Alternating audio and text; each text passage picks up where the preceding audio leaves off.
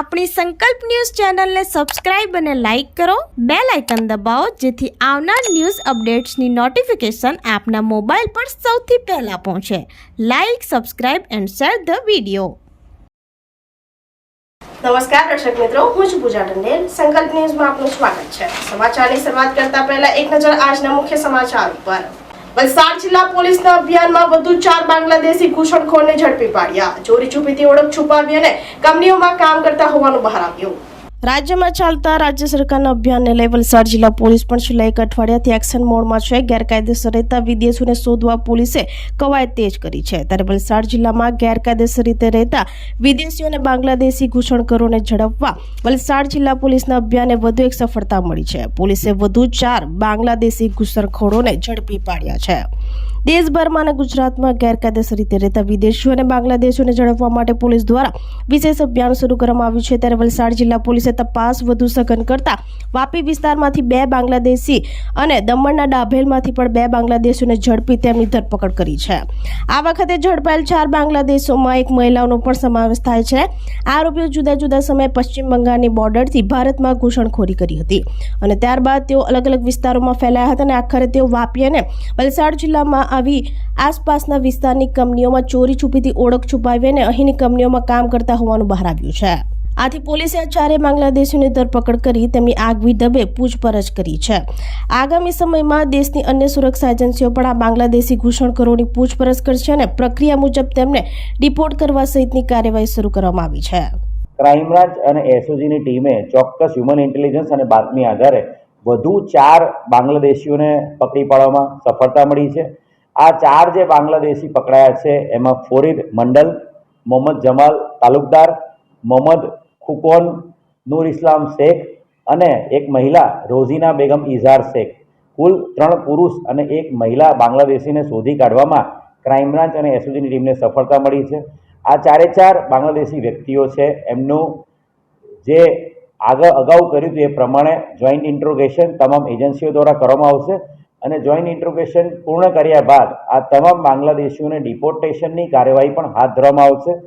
આ 4 બાંગ્લાદેશી અલગ અલગ સમયે ગુજરાત રાજ્યમાં પ્રવેશ્યા છે અને એ લોકો બાંગ્લાદેશથી પશ્ચિમ બંગાળ મારફતે અહીંયા ભારત દેશમાં પ્રવેશી ગયા હતા અને ત્યારબાદ અલગ અલગ રાજ્યોમાં રોકાયેલા હતા અને છેલ્લા ઘણા સમયથી વાપી ટાઉન અને વાપી જીઆઈડીસી વિસ્તારમાં એ લોકો રહી રહ્યા હતા અને ચોક્કસ બાતમી આધારે એમને પકડી પાડવામાં આવે છે. આ જે લોકો છે એમની પાસેથી એમના બાંગ્લાદેશ નેશનાલિટીવાળા જે આઈ કાર્ડ છે એ પણ મળેલા છે અને એની સાથે સાથે એમના એડ્રેસ પ્રૂફ પણ મળેલા છે. એ લોકોના જે ડેટામાંથી એમના જે રિલેટિવ્સ છે એના બાંગ્લાદેશના સંપર્ક પણ આપણને ત્યાંથી મળી આવ્યા છે. આગામી દિવસોમાં આ તમામ બાંગ્લાદેશી જે નવા 4 પકડાયેલા છે એ લોકોનું જોઈન્ટ ઇન્ટ્રોગેશન તમામ agency central IB, state IB, navy એ તમામ લોકો એનું ઇન્ટ્રોગેશન કરશે અને એ ત્યારબાદ એની ફોર્મલ પ્રોસિજર હાથ ધરીને ડિપોર્ટેશન માટે એમનો પત્રવ્યવહાર કરવામાં આવશે. સેલવાસની ચાલીમાં ગાંજાનું વેચાણ કરતો અરુણ નામના ઈસમને પોલીસે દબોચ્યો.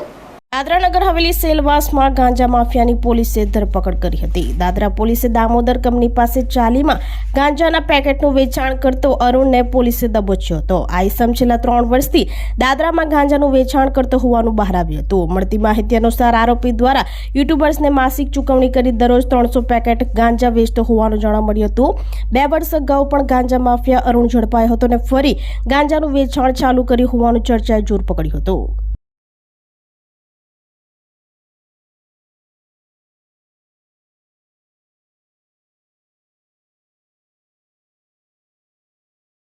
વાપીના કરવડમાં બંગાળના ગોડાઉનમાં કેમિકલ વેસ્ટ મટીરીયલમાં ભીષણ આગ લાગતા દોડધામ.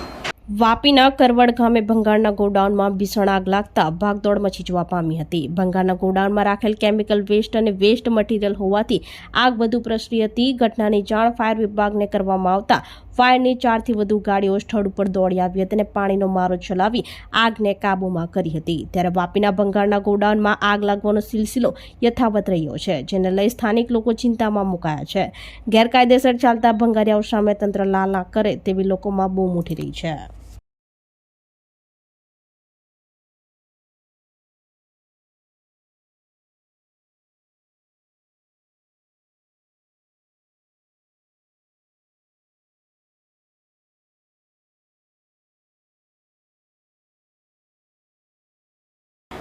પાડી પોણિયામાં ઘરના બારી પાસે આવી ચડેલ અજગરને જીવદયા ગ્રુપે બચાવ્યો. પાડી પોણિયા નવા ફળિયામાં રહેતા પ્રવીણભાઈ પટેલના ઘરે બારી ઉપર એક અજગર આવી ચડ્યો હતો, જેની જાણ જીવદયા ગ્રુપને કરતા પ્રમુખ અલી અંસારીના માર્ગદર્શન હેઠળ સભ્ય યાસીન મુલતાની સ્થળ ઉપર આવી પહોંચ્યા હતા, જ્યાં જોતા અજગર હોવાની જાણ થઈ હતી. 4 ફૂટ જેટલા લાંબા અજગરને સહી સલામત રીતે પકડી લેતા પરિવારના સભ્યોએ રાહતનો શ્વાસ લીધો હતો અને આ અંગે વન વિભાગને જાણ કરી જંગલમાં મુક્ત કરવાની તજવીજ હાથ ધરી હતી.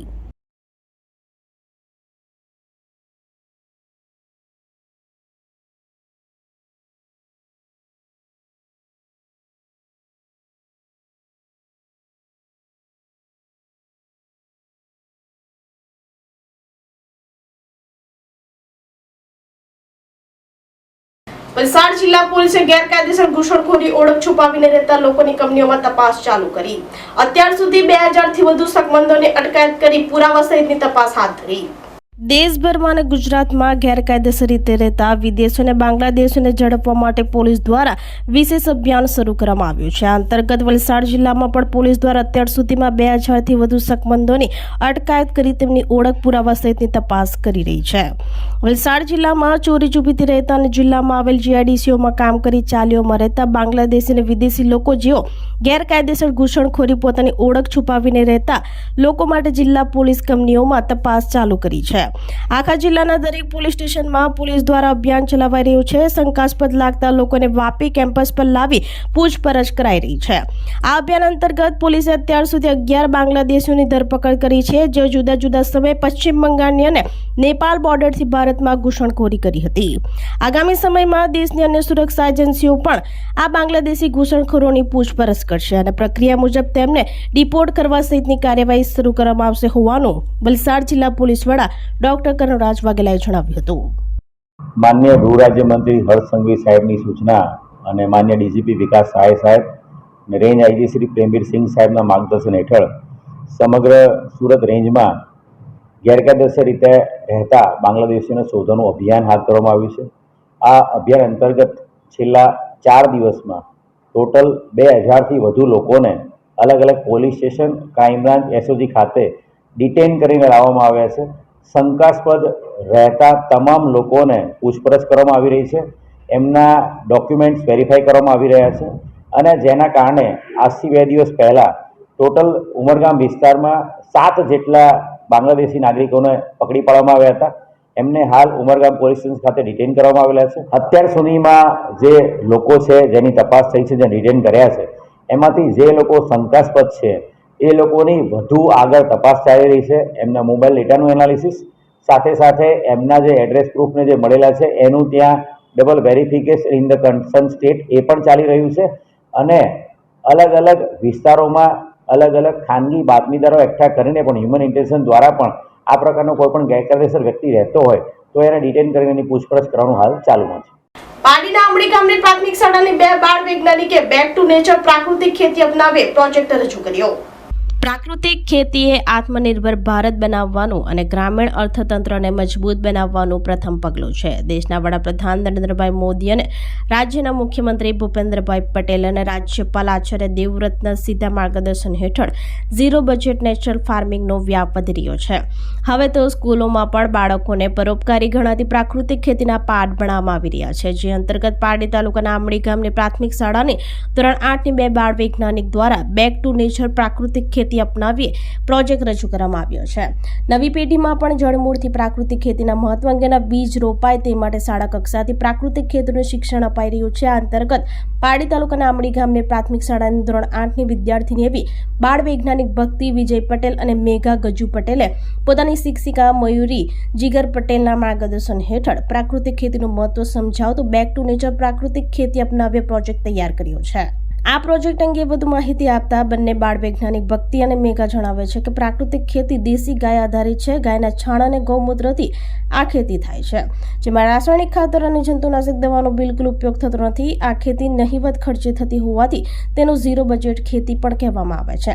પ્રાકૃતિક ખેતીથી ભૂમિની ભેજ સંગ્રહ ક્ષમતા, ફળદ્રુપતા અને ઉત્પાદન ક્ષમતામાં વધારો થાય છે. આ પ્રોજેક્ટ થકી જળ, ભૂમિ અને વાયુ પ્રદૂષણ અટકાવવા, આરોગ્યપ્રદ ખેત ઉત્પાદન કરવા અને પર્યાવરણનું રક્ષણ કરવાનો સંદેશ લોકો સુધી પહોંચાડવામાં આવે છે. અમારી શાળાનું નામ છે આમડી પ્રાથમિક શાળા.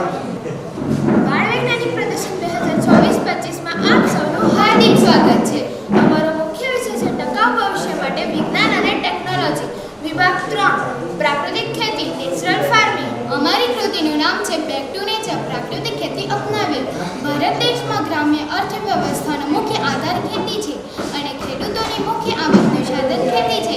હરિત ક્રાંતિના સમયે વધતી જતી જનસંખ્યાના કારણે ખેતીની આવક અને ખેત ઉત્પાદન વધારવા માટે મોટી માત્રામાં રાસાયણિક ખાતરો અને કીટકનાશકોનો ઉપયોગ થવા લાગ્યો, જેના લીધે હવા, પાણી અને જમીન પ્રદૂષિત થવા લાગી.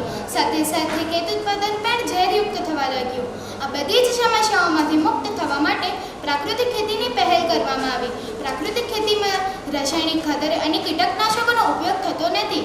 તેની જગ્યાએ ગાયનું છાણ, ગૌમૂત્ર, કમ્પોસ્ટ ખાતર, પાકના અવશેષો વગેરેનો ઉપયોગ કરવામાં આવે છે.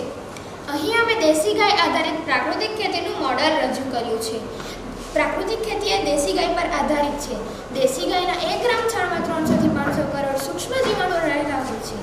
દેશી ગાયના છાણ અને મૂત્રની સુગંધથી દેશી અળસિયા જમીનના ઉપરના સ્તરમાં આવી જાય છે અને જમીન વધુ ઉત્પાદક બને છે. દેશી ગાયના છાણમાં છોડના વિકાસ માટેના જરૂરી 16 મુખ્ય પોષક તત્વો રહેલા હોય છે.